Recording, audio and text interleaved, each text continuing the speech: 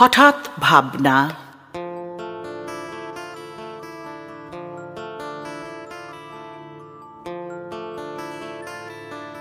এই শোনো, তোমার মন কি খারাপ?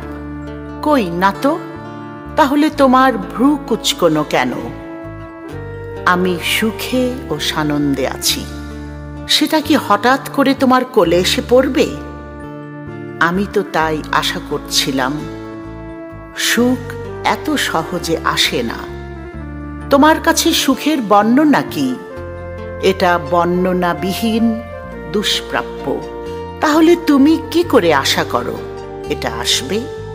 কারণ তোমার মন খারাপ এবং তুমি চিন্তামগ্ন। সেটার সাথে অন্য কিছুর সম্পর্ক কি? যেটা ওপরে যায় সেটা নিচেও আসে। তুমি কি ঘুরন্ত ফেরিস হুইলের কথা বলছো? ওপরওয়ালা সব কিছুরই ভারসাম্য দিয়ে দেয়। এটার আবার অর্থ কি?